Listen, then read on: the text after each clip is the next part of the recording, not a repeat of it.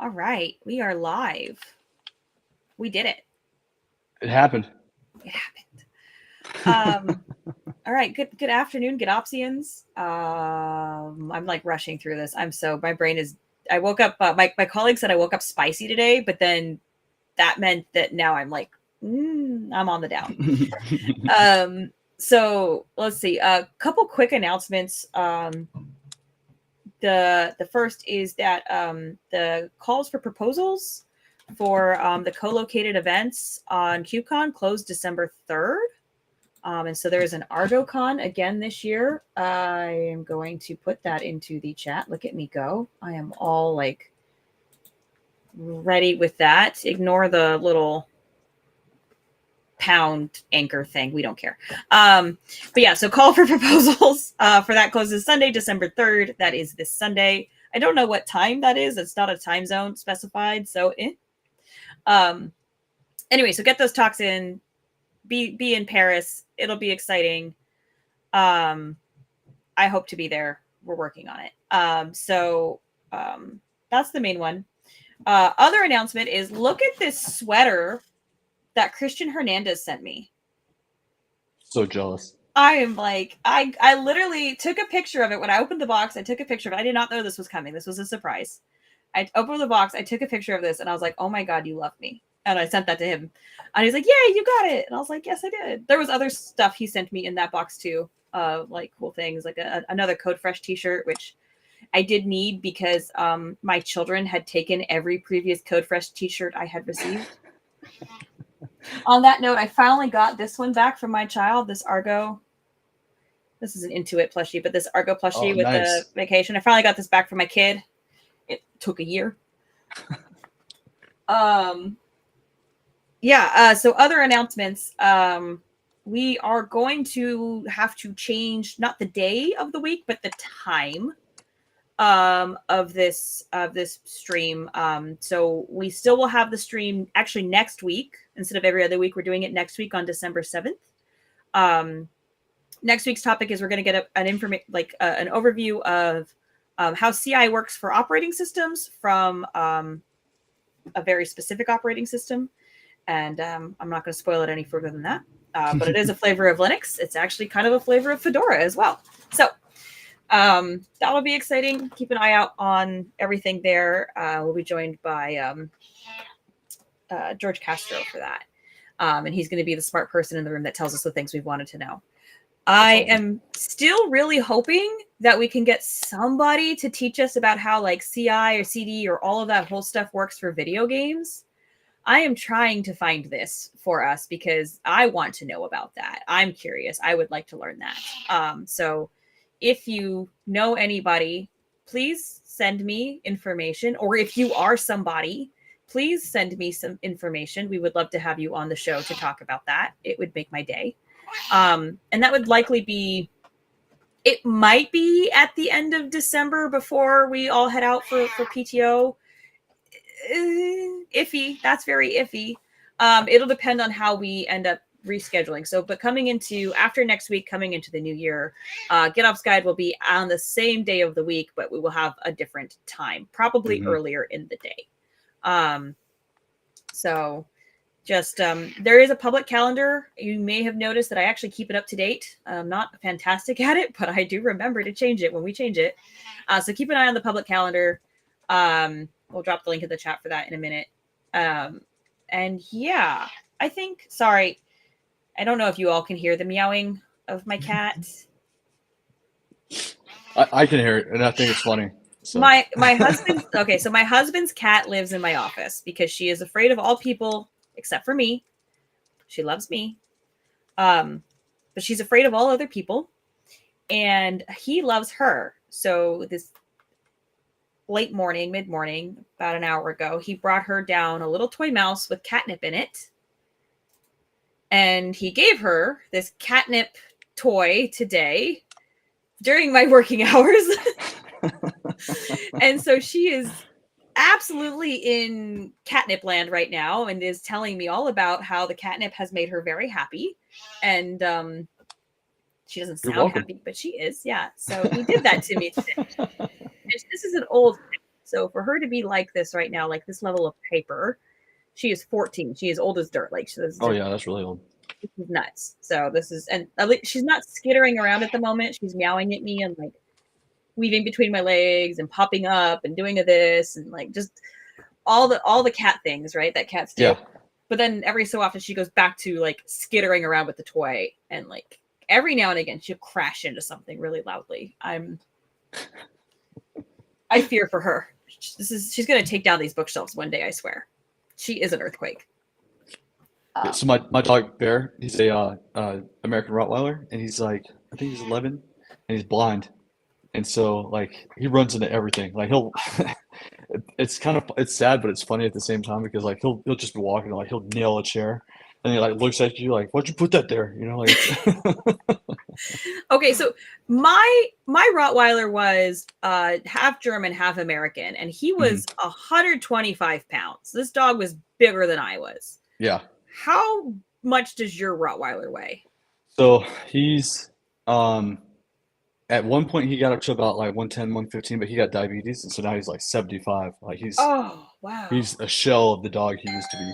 Where Heidi, my German Ruddy, is probably 105 pounds, and yeah, just a monster.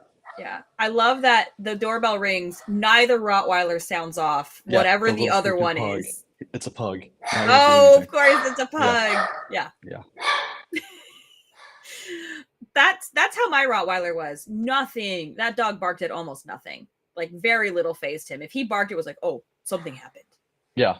Like if they see something, like, well, not Bear because he doesn't see anything, but if Heidi sees like someone in our backyard, then she's like, "Roar!" She goes insane. But like the little one, if he sees like the trees moving from the wind, you get this. Yeah, yeah. What I have had happen it's happened on streams, it's happened on podcasts I recorded as well, is if there's sirens, my dogs will howl in chorus to sirens. Good. And you will that breaks through every noise filter ever because it's all pitches. It's very high pitched, it's very low pitched. There's three of them, and they get like a nice little like harmony going that is like makes your ears bleed. And yeah, they do that. But make it stop. Yeah, no, they do that. It's really funny. This is actually something that my Rottweiler taught my German Shepherd to do. Because in my original pack, I had a Rottweiler, a German Shepherd, or not a German Shepherd, sorry. I had a Rottweiler, a Siberian Husky Collie mix, and a Siberian Husky. And then when that Husky Collie mix was getting old, we got a German Shepherd. So then my pack was a Rottweiler, a German Shepherd, and a Siberian Husky. And it was like the beginning of a bad bar joke. Yeah. I would take them places together, and people would ask me if I was like a foster dog, like rescue person. I was like, no, these are just mine. I'm a glutton for punishment. Yes. I'm a glutton for punishment. I like all the difficult dogs. But yeah, so the Siberian Huskies never howled, and then the Rottweiler howled, so the other two started doing it. So then the German Shepherd picked up the howling from the Rottweiler, and so the older dogs, of course, all eventually passed. And so my pack has transitioned now, and it's the German Shepherd, a Shepherd Husky, and a Malamute Labrador mix. Or Husky Malamute Labrador mix, because she's got blue eyes, but she's big. She is my smallest dog at 65 pounds. And so, yeah, no, my Shepherd, my full-blooded Shepherd is like, he was 84. He is now 81 because he's getting old, so he's lost a little bit of weight. And then I like that this is now Hillary's dog's live stream and nothing about Argo or GitOps at all. It's how it goes sometimes. It's how it goes sometimes. The cat quieted down. So so the howling though, the howling has transitioned from previous pack to new pack, and is that's fun to see what little habits that have transitioned through the German Shepherd, who is the bridge between the generations. Well, it'd be cool to see if you have another, like another pack, or as your pack morphs down the road, right? If they continue that trend, that'd be kind of cool, especially with the Shepherd being gone and somebody else picking it up. I don't think I'm getting another pack, because at the same time, this pack kind of will be aging out of the mortal realm, ascending beyond the mortal coil, if you will. My children will be aging out of my house. They will be about 18 and about 22. If like my estimates are correct, could happen sooner. Obviously things happen, but somebody could get sick with so forth. But anyway, dogs, not children. If my children get sick, you'll never hear from me again. Like the world will I'll just be done. Yeah. Oh, But the man, dogs will yes. survive it. Anyway, so I'll be hitting that same thing. And like I have 2 cats, and the cats are both 14. They'll turn 15 in April. Like I will not have responsibilities. And I don't think I'm going to want more, if I'm honest with you. That's where I'm at. I mean, honestly, that's exactly where I'm at. Like once these dogs are gone, I'm like, all right, because it takes so much. If you want to leave, like you have to put them in a kennel, or you have to have somebody come take care of them, and you have to make sure that that person is responsible. You know what I mean? Like there's just all this extra stuff. You can't just up and leave. Like you know how it was before you had kids, like where you just like, hey, you want to go? Like, all right, yeah, let's go. And then you just grab your stuff and you leave, and you don't think about it. I want to get back to that. Like Yeah. I'm selfish, and I want to get back to that because life was good back then. Yeah, I'm ready. I'm ready to experience that again. I'm ready to experience it again, for sure. Anyway, speaking of being selfish and getting up and leave, we both did that when we went to Chicago for Kubecon North America, which is really what we were planning on discussing this stream. So it's just people can just skip past the announcements, past the dogs into the now. now's the worthwhile time. Where does the timestamp? We'll timestamp that at like 12:12. Oh, nice. 12:12. So KubeCon. I was excited. First of all, the most important thing is the plushies. We're just gonna talk about swag for a minute, because this was a very good swag con. So I won the claw machine and I got the sneak plushie.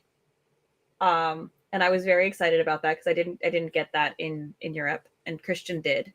And then the Acuity Argo with his little shield. Yeah. We also got pictures with that. The Acuity had like this full, like looked like Captain America shield, but with the Acuity logo on it. Like it was heavy too. Yeah. Like really good quality. Yeah, their booth was hooked up, right? I mean, like they had like the everything. That was a great booth. Mm-hmm. So we all got pictures with that. That is my favorite picture. By the way, Johnny, you're my official photographer now, because the pictures you took of me were the best pictures anybody took of me. Nice. So like that's it. You win. I need to crop that a little bit and make that I don't know. I don't think they'll let me make that my GitOps Guide to the Galaxy photo. I think I'd get in trouble for doing another company's logo on that. But just blur it, like blur it, censor it. That would work. Well, I mean, honestly, it's just a shield, so it's not like they're really gonna know. I mean, like I don't know, were you holding it a certain way? I don't think it says Acuity on it. So yeah, I think no, I just had the A. Yeah, I could probably get away with it. No, I don't think anybody from the Red Hat corporate branding watches this. They'll never know. Yeah. It's totally fine. So yeah, no, theirs was great. A while ago, we had Robusta come on the stream, right? And Robusta is an open source observability company. I like their solution a lot. I think they do cool stuff. So I stopped by their booth to say hello and hand them GitOps Guide to the Galaxy mugs. And they had a helm to hold and pose with. So I got a picture of that. And they have a really great, I don't have it handy. Oh, that was a shame. I should have had this ready to go. They had like a sailor hat that said Chief YAML Officer with like a sailor captain on it. And they also had a shirt over the same. And so I got one of each of those because they were great. I'm hoping to have them back on because they're offering, like it's been at least a year since they've been on. And like their offering is so cool, still open source, which is such a neat thing for a startup. Mm-hmm. So then the helm picture turned out pretty good, not gonna lie. But you didn't take it, so it didn't turn out as good. Yeah, it could have been better. It could have been better. Still solid, right? Still, yeah. From 8 of 10. 8 of 10. Yeah, room for improvement. Yeah, that's cool. That's cool. And so yeah, that booth was really great. Mm-hmm. I did stop by the Pipekit booth and say hello to them. They gave me socks, which I love getting socks. That is one of my favorite swag items. They're very practical. I always need them. And they fit easy in the bag, right? I mean, like you just throw them in. You don't have to manipulate anything. You just slap them in. Yeah, they travel well. You don't even have to put them in a bag. Wear them on your feet. Yeah. Layer up. Yeah. It was cold in Chicago, at least for me. It was cold for me. So yeah, so that was a great booth. I think I had never heard of Red Panda before. Red Panda won in terms of best t-shirt. Yes. I should have had the swag like ready to go so I could show this off, but I'm not gonna. I wouldn't want to do that. But yeah, no, they absolutely won best t-shirt. Their logo, their design is very cool. Yeah. It's very fun, and the t-shirt was very soft. Yeah, I get tons of comments on it. I wore it, and a lot of people around here don't know what half the stuff is that we wear. And everyone's like, "Oh my god, that shirt is awesome!" And I'm like, "Yeah, it's Red Panda." They're like, "What's Red Panda?" I'm like, "I don't know, but it's they I got don't a cool remember logo." what they do. I don't remember what they do. I'm not gonna lie. Somebody look it up and tell me what Red Panda does because I forget, and I feel really bad about that because they gave me a t-shirt. Yeah. Oh, I don't know if you saw this on LinkedIn. The Acuity CEO, somebody had taken a picture of my backpack with their little guy clipped onto it, and then my water bottle was in there with the Argo sticker very visible, and the GitOps Guide to the Galaxy sticker very not. Nice. Anyway, I saw that on LinkedIn. I was like, hey, that's me. You can't tell it's me. I know it's me. That's awesome. It was fun. I was like, yay, that's cool. If only my GitOps Guide to the Galaxy sticker had not been hidden by the mesh of the bag. Yeah, I started kind of doing what you did a little bit, where I got both the live streams on there. I got my OpenShift sticker. Cloud AI, they have the best freaking stickers of all time.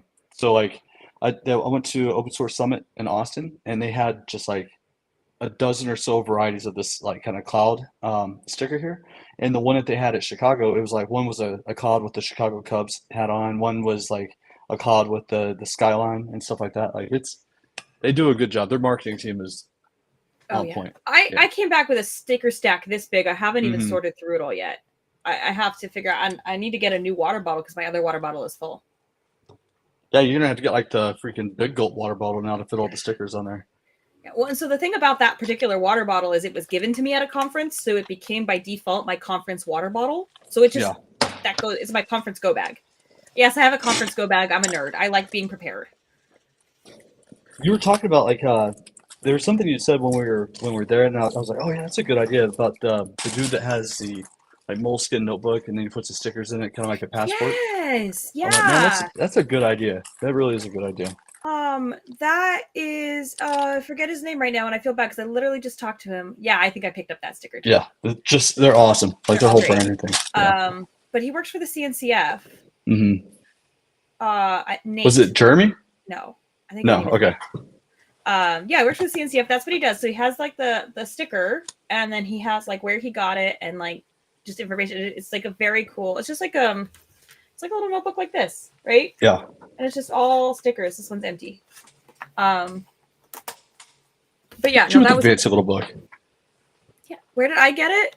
Okay, so I joined at such a weird time at Red Hat where like they were not doing any swag stuff or really anything like that. And so a bunch of my colleagues over the time I have been here, Christian among them, have like organized swag boxes to be sent to me.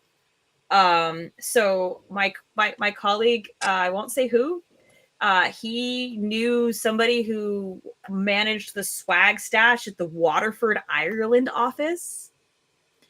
And I got a little welcome package because I worked with a bunch of people over there. I got a little welcome package, and there were two of these notebooks. I got some pens, a pencil, a coffee mug. I got a backpack. Nice. Yeah, nice. I got good stuff. My kid is using that backpack right now, and I'm trying to figure out. I need to buy him a new one and trade him back for that backpack because it was my conference backpack.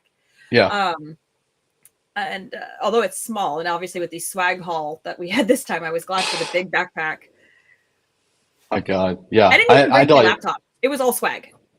See, I had my laptop. I still had stuff, and I was like, damn, because I didn't think I was gonna get that much. I was like, all right, I'll probably get a few things, but like nothing crazy. I had like a dozen T-shirts or something like that. I mean, it was insane. It got to the point where I was telling people, I'm like, I can't take a crap. Like, I don't have any more room. Like, it's just not gonna happen. Like, swollen with my backpack. I'm like, oh my God, I'm dying. And then they had the giraffe hoodie. I forget the name of that giraffe. Yeah. I had that giraffe hoodie at the store, and I bought that because giraffes are my favorite animal. And it was texted to me by my friend who knows they're my favorite animal. And he was like, you need to see this. And I was like, oh, there goes my money. Like, just gone. Take my money. That's adorable.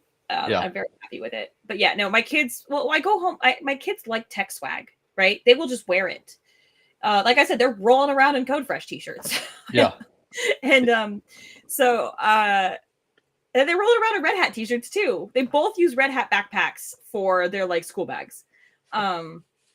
Anyway, so and one of them, he's got one of the Shadow Man bags as well. So Oh yes, the old school one. Yeah. Yes. Yeah, he's got that. I gave him that bag and I kept a different Shadow Man bag for myself. And then my Shadow Man bag is starting to get worn out. And I'm like trying to steal back the one I gave to him. And he's like, no, Yeah. You may not have this. You're like reaching in the door, he like stops you. Yeah.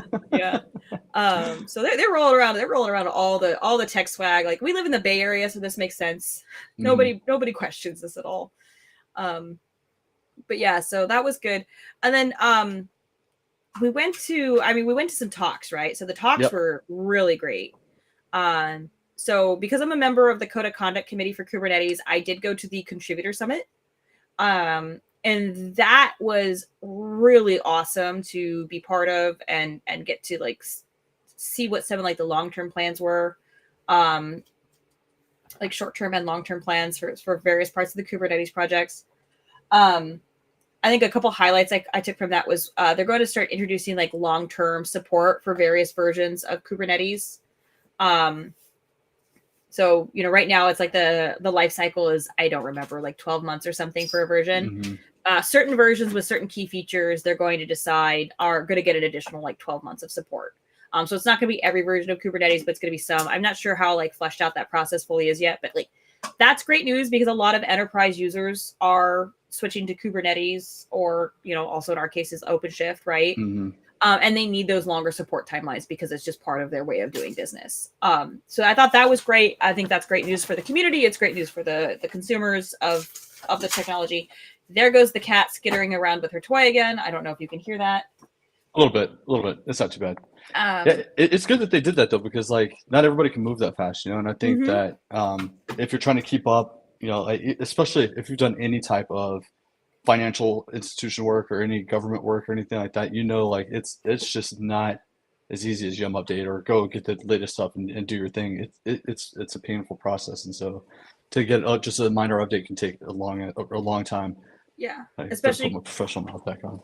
Yeah, especially with the like you said, like government or fintech, anything highly regulated where you need to be able to maintain certain levels of security, and like they have regular security audits on all that stuff too. So like, if you update a version of Kubernetes and this whole new dependency is added, and that adds this whole other layer of complication to maintaining your compliance, which you're going to be expected to maintain to stay in business, or pay a I fine. don't know about government agencies, like pay a fine. I don't know for government agencies and what happens if they go out of compliance with government regulation. Like I literally have no clue. I've never worked at a government agency. It can't be good. It's sometimes it's like it really kind of depends on the situation, right? Like if it's like your first time, right? What they'll do is they'll give you an extension and they'll say, hey, by this time, you need to get this thing fixed. But after a while, right, you either have to document like I'm accepting this risk as an organization, or go out and get the update and then make it happen, and then go recertify if you had to do that. Most times they take it like it's if it's a massive change, like say you're going from OpenShift 3 to OpenShift 4, right? That's a huge change, right? So that would take like basically a reaccreditation, and that's what it would boil down to.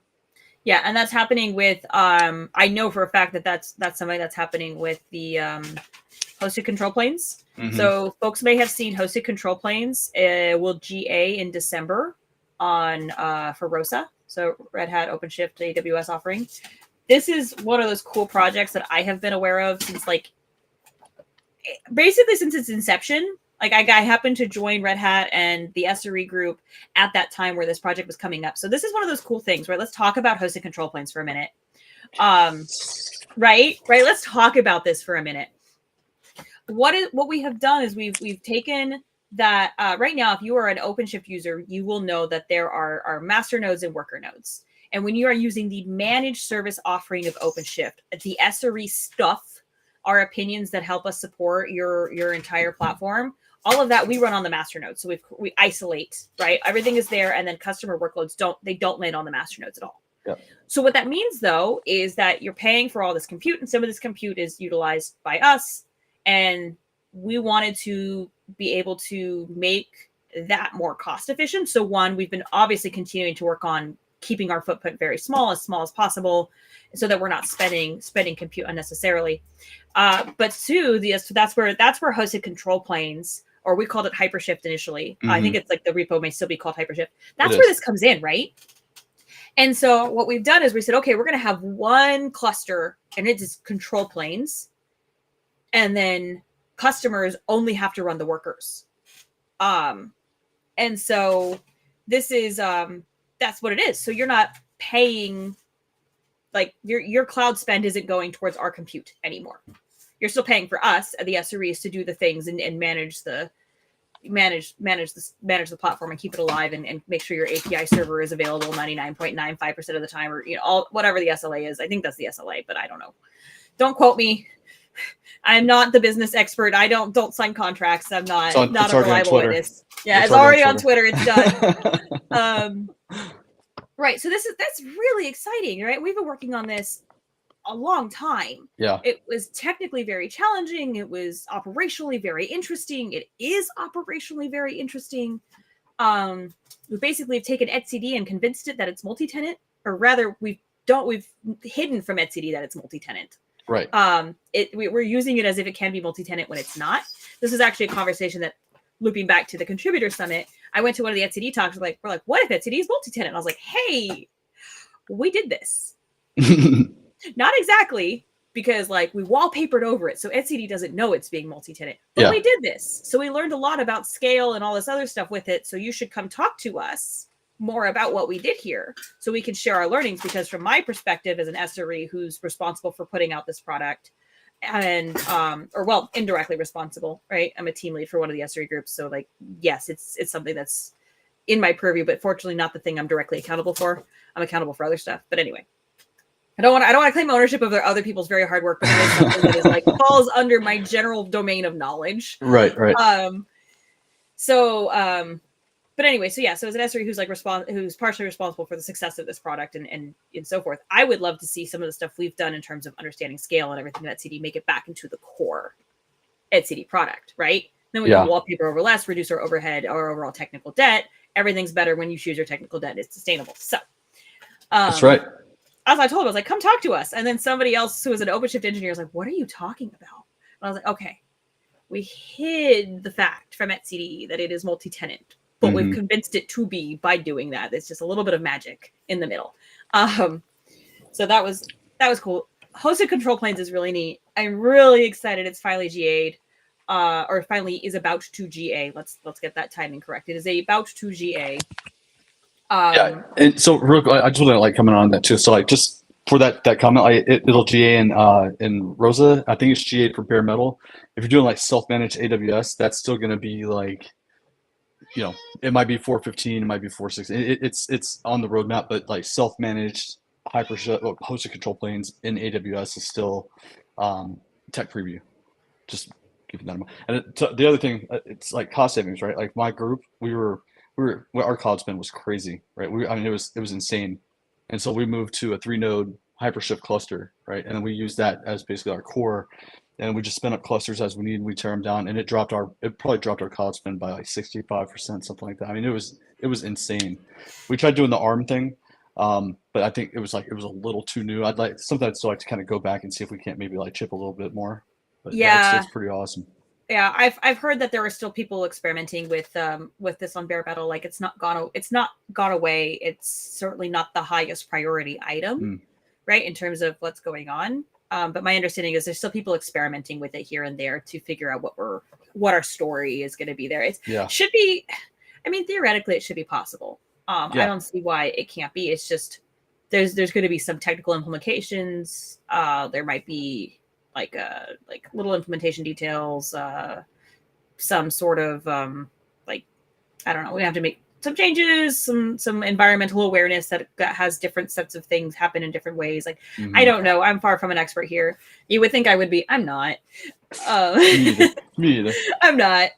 But it makes sense that we'd prioritize Rosa, right? Like we want that managed service. We want to take advantage of all the goodness that comes with hosted control planes. You know, I mean, so Yeah. like Rosa makes complete sense that that's where we would start, or even ARO for that matter, right? Like it makes complete sense. Yeah. There was something else you were just talking. So ACM 2.9 dropped, right? And with that MCE, so multi-cluster engine, which is the operator that you use to enable hypershift, it dropped 241, and so like now you can roll like um, OpenShift 4.14 clusters into it, right? So when you can deploy, and what it does is it auto imports them into ACM. So when you start thinking about workflows and stuff like that, kind of like hey, I just created this cluster before. You'd have to go in there and manually import it, and then you could do like the GitOpsy things through ACM. Well, now it gets auto imported, and so if you have automation, right, you can actually drive that whole chain from going forward. So it's pretty awesome. Like the tech is getting awesome. Yeah, the tech is getting cool. The tech is Yeah. getting cool. How long have you been at Red Hat now, Jonny? I'm like a Red Hat senior citizen at this point. I'm at 7 years. Oh yeah, you are a senior citizen. You're a senior citizen for sure. I'm at 3 years. I feel like I'm like not quite middle aged, but I'm on my way there. Yeah. And the tech is absolutely just it is changed and evolved so much, right? Mm-hmm. It really has. We should give that ACM topic. We should give that a couple months to bake, and then like do that on this show. Yeah, I know Brad would love to come on here. I know he would. Oh, yeah. Like we had him on the admin show yesterday. Like he would love to come on and talk about it. So yeah, we should do that. I like that we're using this this session right now as like our planning for next year's session. Yeah, that's the way to do it. Yeah, I love that our audience is very quiet. Like I'm literally afraid that we're missing comments from them because it's just nothing is happening in our chat. Our chat is normally so much. Yeah, it is weird, and I can see like there are people watching, so it's just we're not talking to ourselves. I don't think. Let's see, no. Yeah, it's just us. Okay. Well, it's not just us; it's us and them. But like, it's just us talking. This is talking. Weird. Weird. Aha! Nice. There we go. Oh yes.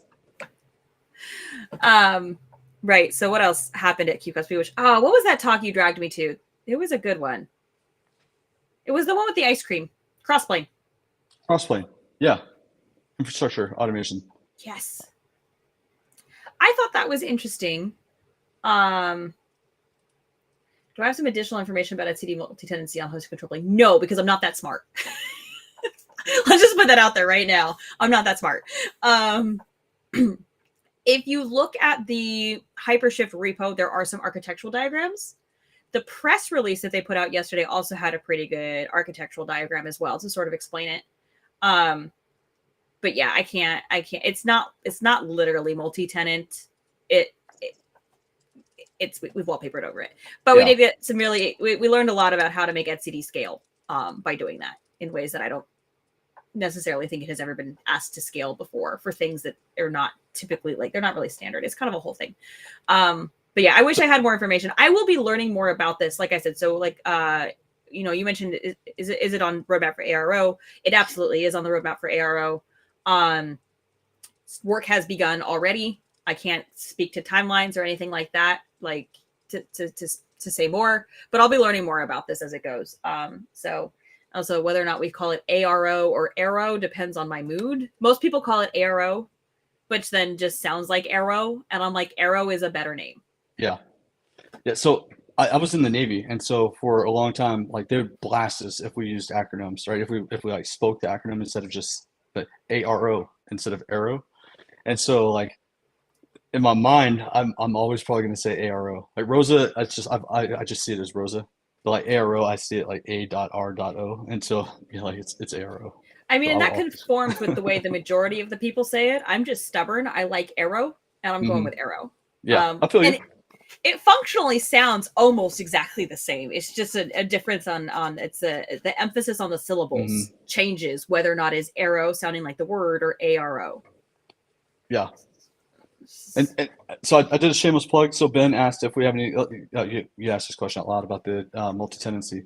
We had William Caban from the etcd team on the Asking OpenShift admin live stream like 2 weeks ago, I think, or it was the week before Kubecon, and they did a deep dive on etcd, and they talked about like performance, and they did kind of touch on some of the things with hosted control planes and stuff like that. Fantastic. But that's another one. We could probably get William and those guys to come back on Oh, yeah. to come on here and then talk about etcd and hosted control plane. You know what I mean? Like really nerd out some more. Oh yeah, we should.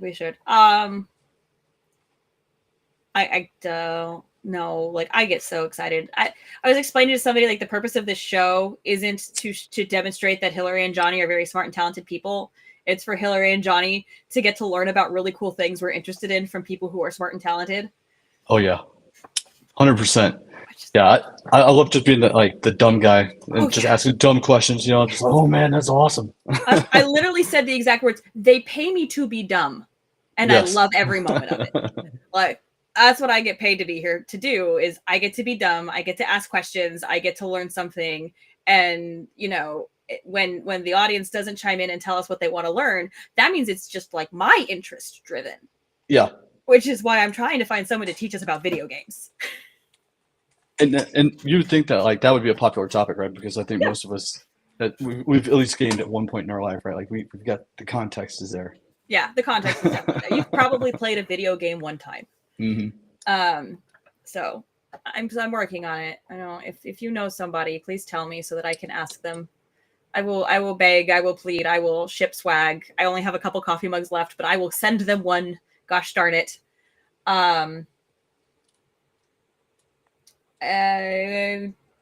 Trying to attend KubeCon in March. Sorry, I like that I just like segued into reading the question. Right. Yes, I'm trying to attend KubeCon Paris in March. I hope to be a speaker. We'll see if that happens. Probably will know closer to the event for sure. But yeah, so I was going to say something else. We got into this whole segue about hosted control planes. Oh yeah, crossplane. Yeah, crossplane.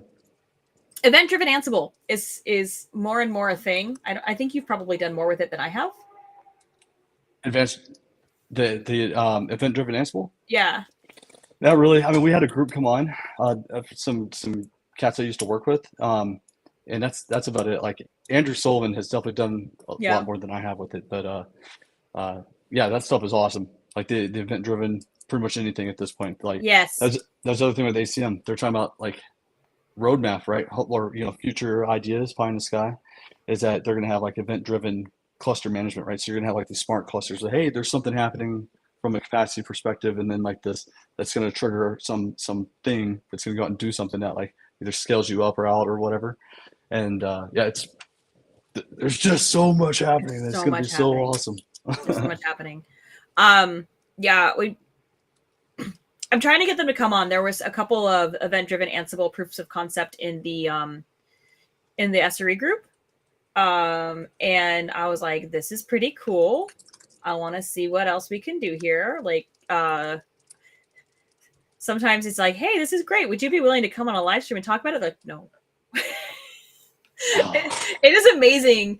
I guess not that amazing, but it's a little bit amazing how shy some of our colleagues are. Yeah. They was just like, that would be no. And I'm like, okay, will you teach me it well enough for me to do it? I guess somebody has to know this, right? And it's supposed to come on the show, working on it. Event-driven Ansible is a really cool one. That's really also a very neat evolving space right now. Mm-hmm. You were there for this, right? I got asked what do I think would make generative AI useful, right? Yes. And I was like, can I have a generative AI admin assistant that helps me keep my JIRAs up to date? This is all I want in life. I have asked my husband to write it for me, and he has not started it, so I don't know if he'll ever do it. But all I want is something that sends me Slack messages and says, hey, for this JIRA, what's going on? And I'll be like, oh, this is what's happening. And then it goes and it updates the JIRA card. And so I never actually have to work with the JIRA UI ever in my life again. That is what I want from generative AI. Yeah. Yes. It's just one of those things that I don't like using it. It makes me crazy. Yeah. Yeah, don't get me started on Jira. I'm in trouble right now with my lack of Jira use. So. I was gonna say, who's yelling at you? Is the project manager, the program manager, or the agile practitioners? A program manager. All three people, groups very opinionated about Jira usage, not necessarily aligned on the how. Yeah. So. Yeah. That's and I'm why. stubborn as hell, and I hate it. So I'm just gonna wait until you yell that, and then that's what happens. So. I didn't used to mind. I actually didn't used to mind using Jira that much, and then they seriously redesigned their user interface, and it made it so much less usable that I stopped caring. I was like, I don't like to do this. You made it take me 5 times as long to do anything as it used to take me. I don't want to do this anymore. Why are there so many menus? Why are there so many menus? Why? Don't get me started. Never mind. We'll end up complaining. Can we use GitOps to solve this? I feel like we could use GitOps to solve this. Yeah. This feels solvable with GitOps. I agree. So what would you say your favorite session was? My favorite session was actually the very last one I attended. It was like the last session of the conference. Oh, and I need to bring up the name of this. So this was about multi SBOMs. And there's a project that is open source that is doing it from that is doing this like multi SBOM thing from Cisco, from their open source office actually. And let me see, we did the crossplane intro deep dive. That was pretty cool. Oh yeah, the cluster API deep dive was a good one. Improving performance for up to 2,000 clusters. That was worth it.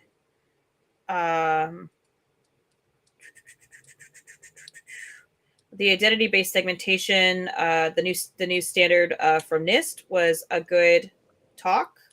The person who was there is the person who published the standard, which I thought was really neat. Wow, that is cool. I didn't get to go to dungeons and deployments because it was standing room only, and you couldn't get in the room anymore. So I gave up on that one, and I want to watch the recording. Yeah, it was a supercharge your software supply chain security strategy with multi SBOM integration. And the project is called Cube Clarity. Camel case that. So Cube, the way we spell cube in Kubernetes land, and then Clarity, just capitalized, all one word. And I thought that was great. I had actually really been wanting to attend an SBOM talk this KubeCon because although I guess if we did do a stream at the end of December, this is what it would be about. I was hoping I could get them to come on, and I need to reach out to them. They said that they would reach out to me, but then they didn't. So that means I have to go find them. Yeah. That's life. That's life when you're a busy adult. So I like to end the year on something about security or compliance or so forth, because that's when we have to do our annual security compliance training is the end of the year. Yes, we just got the email. Just came out. So I like to just get it done and over with. I'm never a last minute person on that. I'm like, I get it off my plate so I never have to see this email reminder again. And then, but I like to do something security related, both through this and the nonprofit community that I run. I don't talk about that enough on this show, and I really should, because I want people to come to the talks and benefit from the talks. Like we did a technical overview at the beginning of the year. We did like a technical overview of cryptocurrency and like just the technology and how it works and the types and how they work. And like, it was neat. I had to do a bunch of research and learn a bunch of stuff because the person who had committed to do the talk backed out. And the only person I could find to do it on time was someone who she was like, I will happily do this, but I haven't really touched cryptocurrency in college. So we're going to need to brush up. And she was, and I expect you to do this with me. And I was like, okay. So I did. I learned a lot. Forgot it all. It's fine. Yes. I learned it well enough to teach the 5,000 foot view of the thing, right? Which is really great. But it's a community that I run so that talented people can share their talents with a community that needs that. Let me just pull this up. Boop, boop, boop, boop. Anyway, Red Hat sponsors this actually. So Red Hat is a sponsor of this nonprofit. It's for women in technology. And then, so I created this community because when they started sponsoring the nonprofit, and I kind of like learned about it, and I asked the founders, I was like, hey, you've got like general women in tech stuff, but I don't see anything for women in software engineering. A lot of the things you have going on right now don't really meet my needs. And she was like, you're right. We don't have that. That's a gap. Would you want to start something? And I was like, uh-oh. Oops. And then I said yes, because I don't know how to say no to anything, Yeah. apparently.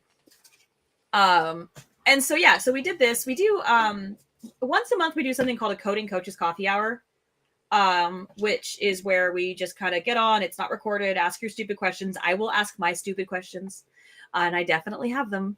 Well, ask the questions, and then like just kind of go through skills for like how to do like passing code interviews, or how to upskill for code interviews, like strategies that we know work.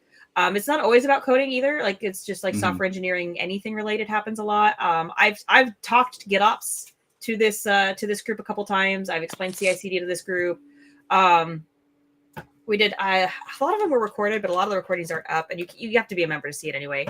But anyway, so if you happen to be watching this and you are a Red Hatter, check the source, because you have a free membership to this community, regardless of like gender expression, identity, etc. And so this is it's obviously intended to be all inclusive. And I've been running this program for 2 years now. And I don't think I'm really bad about talking, like cross talking about the things that I do and all the places that I do them. But I've been running this program for 2 years. Probably 80% of the people who show up to our events do not work at Red Hat. So it's community facing. Yeah, it's great. We help a lot of people. I explained my strategies for salary negotiation one time. It was like the caveat of, hey, your results may vary. And so, yeah, it's, this is a thing that I do anyway.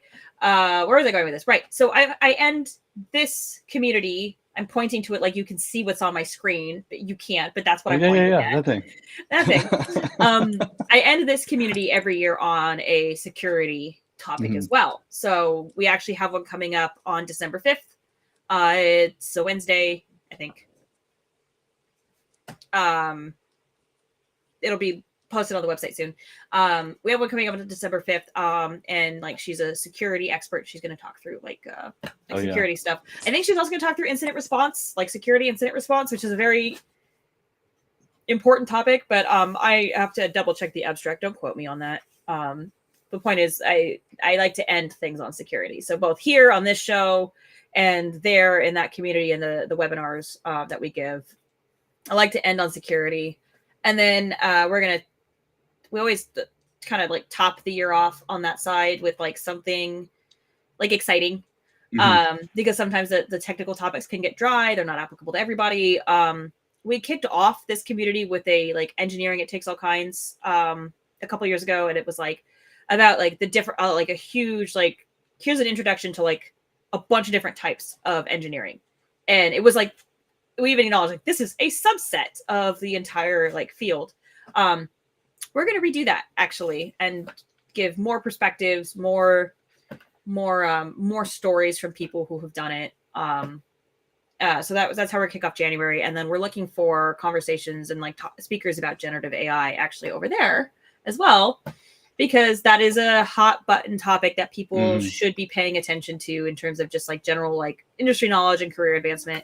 And again, we're going to get into more of like the technical pieces. And then I've asked somebody, I don't know if she'll be able to do it, so it's kind of iffy, but I asked somebody if she could get into the importance of diverse representation in AI and AI modeling and so forth as well. So that'll be fun. I'm looking forward to like that whole program as we go into what will be our third year of the program. Nice. Yeah, I am pretty proud of it. I think we built something kind of neat there. Just like I'm proud of this show, I think we've built something kind of neat here. I agree.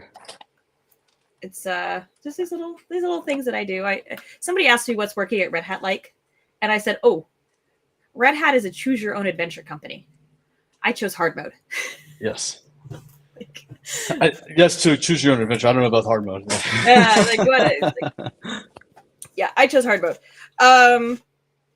So yeah, what else did we do? We stopped by the Dynatrace, not the Dynatrace booth. I did stop by that at some point, I think, maybe. Yep. I usually do. We stopped by the Kepton booth, right? Yep. And said hi to Kepton. Kepton is also, so it's an open source project, also around observability, different than Robusta. They do different. It's just different, right? It's just different. I don't know how else to describe it. It just is. And then so Captain mentioned that they've done a whole bunch of revamping and like streamlining their vision and so forth. And so they're hoping to come back on next year as well, which will be really exciting to kind of see what's going on there. And then a new project that I had learned about out of Microsoft is called Porter. And I didn't, when they explained Porter, I was like, wait, isn't that this other thing? And they're like, no. And we need to work on that. Because it was like, it sounds like dev containers, but it's not dev containers. And so like, there's like, that's kind of, so that's a whole interesting space. Dev containers is also a very interesting space, just by the way. So those are like some highlights of like what we saw in Kubecon. And I hope we can do something. If we don't do it by the end of the year, then we'll kick off January here with something about this multi SBOM thing. Yeah, that sounds pretty cool. It was a great talk. I don't always take pictures of slides. That talk I did take pictures of slides, and also her slides were just very well, like they were very professional. If anybody has ever seen me give a talk and my slides, first of all, you'll know that they're not pretty, and two, I may not even remember what's on them by the time I go to give the talk. This is a very real thing for me. So I've given up on using slides as a presentation tool. They're not for me. So the slides on that I told them, I was like, you could give this exact same talk again and we would be super happy with it because it was so polished. Yeah. But I think they were hoping to do obviously a little bit more, like we're not as what's the word I'm looking for that makes us sound, we are just more casual. There we go. Let's not use a negative. Let's use a positive. We are just more casual right here with our silly Christmas shirts and everything. I'm Jewish, whatever. Like,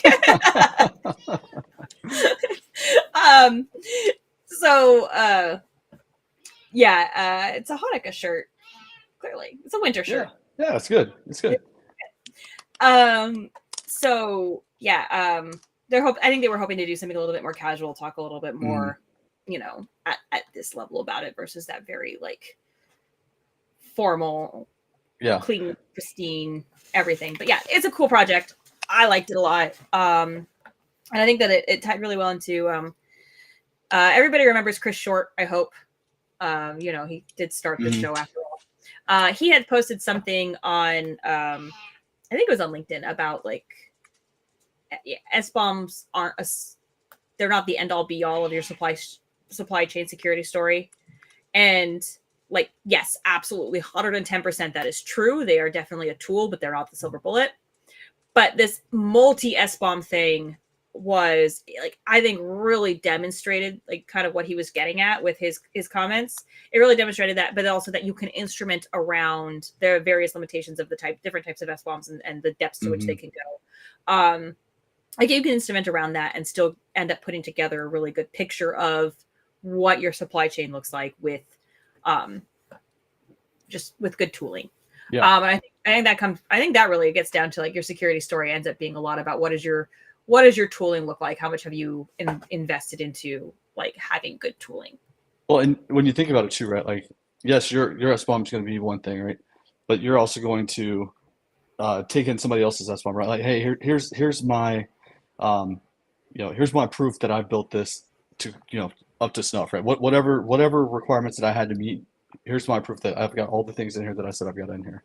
Yeah. And you're going to want to incorporate that, right? So it's like, it makes sense that you can take these different sources and then ultimately come up with a product at the end that says, not a product, but a thing, right? Yeah. At the end that says, hey, here's all the things, here's the sources where they came from, and now you've got this big picture. And it's, instead of you trying to generate everything in your pipeline or whatever, your CI/CD process, it's you're able to take some of those things in. So that's pretty cool. Yeah, absolutely. And so it's it's another great tool for the tool belt. For those of us who are paying attention to these things, I know that at least in our SRE practice at Red Hat, we care.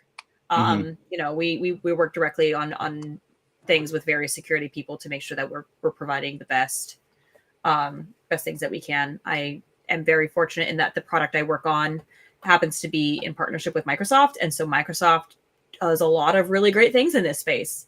Like say, you know, I know people. I'd be the first to tell you I don't like using Windows. That's why I use Linux. But they have really done a great job on a lot of all of that stuff, and so we get to benefit from the Microsoft machine there because they have it down to a science. They really do how to be compliant, all of that other stuff. So that's great. I love working with people who are better at things than I am, so I don't have to be great at everything, and that delivers there. And that's also, I will say, true for our colleagues who work in supply chain security at Red Hat too. They're great. I like them. I like every time I have to work with them. They tell me great things, and I really appreciate them because we could not possibly be everything all at once. So people are awesome. People make things better. Tooling is awesome. Tooling makes things better. Put the two things together and you actually might end up somewhere awesome. I don't know. I'm tired. My brain hurts. Yeah, one thing you were saying with your women in tech thing, like when I first came over from consulting to engineering, I was scared. I was like, oh my God, I'm the dumbest dude in the room, you know, because I was like, I'm not a developer, and that was pretty much like my pitch. Like whenever I talked, I basically like, hey, I'm a software engineer, I'm not a developer, and you know, like because I just wanted people to like, I was trying to level set that expectation. Like I'm dumb, and so my manager was like, dude, that's not what software engineer means. It means you can figure stuff out, right? You're a problem solver. That's the crux of it is that you're a problem solver. And so just something that I keep in mind when you're talking about that to your folks, right? About like if you see software engineer, don't get hung up on it being a, you know, you're writing code kind of thing. It's you're figuring a problem out and you're figuring out how to solve it, and you know, repeatedly figure out how to solve it. Yeah. I still do a bunch of bash stuff. Right. Oh, we didn't even talk about the Bust-A-Cube game at the one booth. That was fun. Oh yeah. That's right. The training one. The training one. What is the name of that company? I don't remember. And they do a lot of the CNCF training, I think. So they had this game. It was called Bust-A-Cube, and they had like kind of like the chaos engineering game stuff that I had done in SRE that I've talked about on the show before, where you just set up an environment and it's broken and you send somebody to fix it because you give them clues as to what's wrong. They actually were way more generous with their clues than I was in the games that I ran, by the way. I was not generous with clues. We were mean. We were mean to our friends. It was a competition, okay? So we had that, and I realized very quickly that I don't remember how the kubectl works at all. Like that CLI and I only know the OpenShift one. And it mostly translates, but now and again it doesn't, right? So what was fun, so we were going through the thing, right? And so we do you know, we did a couple edits or patches and some stuff to fix things up, add some ports or whatever, right? And so I and I know that there's also there's like two very fast ways of exiting VI and saving, right? So my preferred way is just to kind of like, you know, you hit escape, so you stop editing, and then :X, right? And then that's done. That's a right quit. Oh. There is another one, which is ZZ will do the same thing. And then it's like, and that is the absolute most efficient keystroke way of quitting VI and saving is escape ZZ. Because it will, I think it's escape ZZ. I don't ever use it, so I don't remember, but pretty sure you have to quit editing, and then ZZ will get you out, right save. Anyway, so he was like, the guy who was kind of like had set up the game and everything. He was like, congratulations for being the first person of the day to know, you know, to know :X to exit and save. And I was like, I'm the ops person. Yeah. This is how you know. Yeah. I'm old school Unix, man. Like I learned WQBang, and that's what I know. Like it's faster because it's just muscle memory. It's faster because it's muscle memory. That's true. So at the point at which like I was learning, X was the one I was taught. That's the one that I know. That's how I right quit. That's what I do. Is that your user? No, I love the handle though. Like, I was like, I would believe that's your user. Wow, that is a great handle. No notes, 0 notes. Best handle, you win. Yeah, that was good. So that game was fun. I love stuff like that. And and the booth crawl thing in the evening. I know we're at time, so it was the last story. So at the booth crawl thing in the evening, right? The CNCF actually had a live like head-to-head challenge of doing Kubernetes things. I will say that I was invited to participate in that because I'm friends with the person who organized it. And I was like, thank you so much for thinking of me. I am dyslexic. That is not going to happen. That is not going to happen, because if my dyslexic self attempts to type in front of an audience under pressure, you will get soup. Yeah. That's what it's you that will much get. Worse. You will get soup. It's not commands. It's not. I you kind of saw this a little bit, Johnny, when you and he were both talking to me while I was trying to do that. That I couldn't maintain the order of the letters or anything to save my life. It like under immense pressure, I can tell you like verbally what to do, but actually like typing it, no, soup. Yeah, I'm the opposite. Like I have to type it if there's people. I mean, eventually I get to the point where I might just shut up. But like kind of like when you're like, Johnny, shut up. Yeah. Yeah, you're right. Yeah, I'm in your ear right now. My bad. Yeah, it's because my thing is if I'm trying to say it, like I think so much with my hands. You know what I mean? Like I don't know how to explain it. Like it's really weird, but like I feel my way through a lot of things. Like if I'm, like even when I'm trying to remember my password, like you'll see me. My husband's like that. He knows his password from touch, but not by like he couldn't tell you it. Yeah. And so the other day it was very loud and he couldn't unlock his phone because it decided it was time to manually input the PIN instead of the thumbprint. And he was just like, I can't do that with all this noise. I can't remember the pattern. But yeah, no, so I don't personally relate, but my husband is that way, and I've lived with him now for 16 years. So like I get it. Yeah. It's a challenge. So oh man. Yeah, I had a good time though. I thought it was really well done. Like I think there's a bunch of vendors out there doing observability things. Oh yeah. Like on-prem, SaaS. I mean, I felt like observability was probably like the theme from a vendor perspective, and then there was just some cool niche things out there too, right? I mean, like just people getting it done, just like all the kind of cool security things and stuff like that. So it was my first one to ever go to, and I had a blast. So and it was cool to meet people in person, which was really awesome. Yeah. I think from a vendor perspective, there were way more vendors at the North America one than there were at the European one. But there were more like attendees, non-vendors at Kubecon EU. So I think that's just probably like a factor of like where customers are versus where businesses are. Kind of probably an interesting like relation to those across those two things. Observability is definitely it's constantly evolving space. I think we've talked about it a few times on this show in episodes past because it's something I care deeply about. And so I think that the thing that I will say before I answer this question, the biggest takeaways, the observability, like actually like just understanding the state of things is also extremely contextually like specific. Like context matters. You can watch certain things like universally, but like given the context of your workloads, they may not be important. And so then we get into things like the concept of like DORA DevOps metrics, which we talked about. I don't know. We had the Polaris people on, right? Polaris, come on, right?